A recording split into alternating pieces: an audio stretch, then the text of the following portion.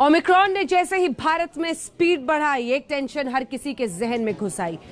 अब सबसे बड़ा सवाल यही है कि क्या देश में ओमिक्रॉन के साथ कोरोना की तीसरी लहर आने वाली है।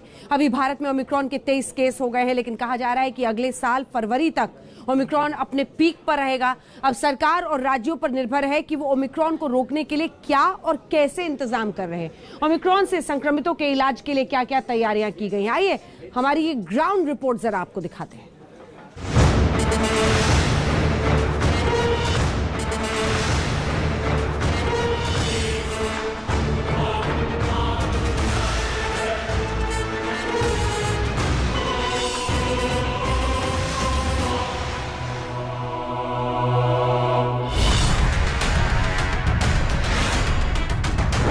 क्या भारत में कोरोना की तीसरी लहर आने वाली है?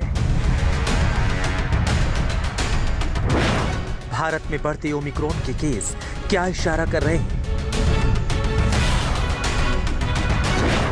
अचानक से दिल्ली में क्यों बढ़ने लगे कोरोना के मरीज? ओमिक्रॉन से बचने का इस वक्त सबसे बड़ा उपाय क्या है? ओमिक्रॉन को लेकर भारत में अब तक क्या क्या तैयारी है?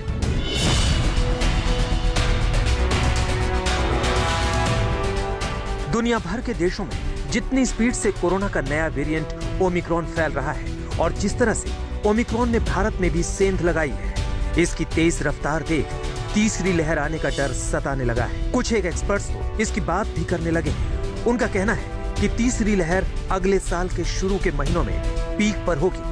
इससे पहले भी एक्सपर्ट तीसरी लहर की बात करते रहे हैं। एक्सपर्ट की माने तो कोरोना का नया वेरिएंट ओमिक्रॉन अब तक 38 से ज्यादा देशों में फैल चुका है।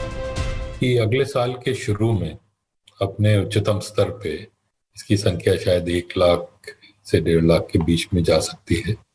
वो तब जब कोई प्रयास देश में भारत, और वो तब जबकि कोई प्रयास न किए जाए इसको बढ़ने से रोकने के लिए, जिसका मतलब कि रेस्ट्रिक्शंस, लॉकडाउन्स कुछ न लगे। हम आपको बता दें कि दक्षिण अफ्रीका में ओमिक्रॉन का पहला केस 24 नवंबर को मिला था। इसके 2 दिन बाद WHO ने ओमिक्रॉन को वेरिएंट ऑफ कंसर्न यानी चिंता वाला वेरिएंट घोषित कर दिया। इस वेरिएंट के कारण दक्षिण अफ्रीका में कोरोना के मामले 300% तक बढ़ गए हैं। भारत के 5 राज्यों में अभी तक ओमिक्रॉन के 21 केस मिले हैं, लेकिन सवाल ये है कि अभी भारत में ओमिक्रॉन को लेकर तैयारियां क्या हैं? ओमिक्रॉन देश में ज्यादा ना फैले, इसके लिए क्या इंतजाम किए जा रहे हैं? ओमिक्रॉन के इलाज के इंतजाम कैसे किए जा रहे हैं? सबसे पहले आपको दिल्ली के LNJP अस्पताल में लिए चलते हैं और वहां की ग्राउंड रिपोर्ट दिखाते हैं, क्योंकि दिल्ली में ओमिक्रॉन का एक केस आया है और उसका इलाज LNJP अस्पताल में चल रहा है। LNJP अस्पताल में इस वक्त हम मौजूद हैं, जहां पर 12 ऐसे मरीज हैं जो वेरिएंट ओमिक्रॉन के सस्पेक्ट हैं, जिनका इलाज यहां पर चल रहा है। और LNJP अस्पताल की यदि हम बात करें तो यहां पर तैयारियां जो हैं वो जोरों शोरों से पूरी की जा चुकी हैं। युद्ध स्तर की तैयारियां हैं। यदि तीसरी लहर दस्तक देती भी है, वेरिएंट ऑफ कंसर्न ओमिक्रॉन यदि यहाँ पर ज्यादा संख्या में लोगों को अफेक्ट करता है, तो तैयारियां जो है हम आपको एक बार पूरी तरह से दिखा देते हैं। विजुअल्स के जरिए आप देख सकते हैं कि LNJP अस्पताल के ICU कोविड वार्ड में इस वक्त हम मौजूद हैं, जहां पर 25 ICU वार्ड्स बनाए गए हैं। जगह जगह पर ऑक्सीजन लगाए गए हैं, ऑक्सीजन की लाइंस पूरी डाली गई हैं। यदि कोई मरीज आता है तो उसको तुरंत यहां पर लाया जाएगा, उसका इलाज तत्काल प्रभाव से शुरू किया जाएगा। वेंटिलेटर्स यहां पर लगाए गए हैं, क्योंकि हमने देखा कि पहले और दूसरी लहर जब आई थी तब वेंटिलेटर्स की काफ़ी समस्या आई थी पेशेंट्स को। तो इन्हीं सब बातों को ध्यान में रखते हुए यहाँ पर 25 ICU बेड्स, वेंटिलेटर्स और भारी मात्रा में ऑक्सीजन की संख्या यहाँ पर रखी गई है, ताकि कोई भी यदि पेशेंट आता है तो उसे तुरंत इलाज दिया जा सके। और डॉक्टरों की टीम यहाँ पर पूरी तरह से तैयार है। दिल्ली में विदेशों से आ रही फ्लाइट में प्रभावित देशों से आ रहे सभी लोगों का टेस्ट किया जा रहा है। अब तक 27 लोगों को दिल्ली सरकार के लोकनायक जयप्रकाश यानी LNJP अस्पताल लाया गया है, जिनमें से 17 लोग पॉजिटिव पाए गए हैं। 10 उनके क्लोज कॉन्टैक्ट हैं। 17 में 12 की जीनोम सीक्वेंसिंग हो चुकी है और 1 में ओमिक्रॉन वेरिएंट की पुष्टि हुई है। अभी 17 पेशेंट्स हमारे पास पॉजिटिव हैं, आरटीपीसीआर या रैट दोनों मिला के, और बाकी उनके कॉन्टैक्ट्स हैं जो कि सभी लोकनायक में आइसोलेशन वार्ड में भर्ती हैं। ये जो पेशेंट्स है इसको हमने अलग रूम में रखा हुआ है पहले से ही, क्योंकि ये तंजानिया से था, अफ्रीकन कंट्रीज थे, तो हमने पहले से ही इसको अलग रूम दिया। दिल्ली में अचानक से कोविड-19 के मामलों में भी बढ़ोतरी हुई है। दिल्ली में रविवार को कोरोना के 63 नए मामले सामने आए। दिल्ली में इस वक्त एक्टिव मामलों की संख्या 370 है, जिनमें से 144 मरीजों का होम आइसोलेशन में इलाज चल रहा है। लेकिन जिस तरह से दिल्ली में ओमिक्रॉन की घुसपैठ हुई है, सरकार ने दिल्ली के इंदिरा गांधी इंटरनेशनल एयरपोर्ट पर सख्ती और बढ़ा दी है। IGI एयरपोर्ट के टर्मिनल 3 पर कोरोना टेस्टिंग के नए काउंटर बनाए गए हैं। मनसुख मंडाविया जो हेल्थ मिनिस्टर हैं, उन्होंने अंदर अराइवल्स एरिया में जहां पर फॉरेन टूरिस्ट दिल्ली पहुंच रहे हैं, उस एरिया में जाकर इंस्पेक्शन किया था, और अब 35 और मशीनें जो है टेस्ट की, उनको अराइवल्स एरिया में लगा दिया गया है ताकि टेस्टिंग में जो देरी हो रही है उसको थोड़ा कम किया जा सके।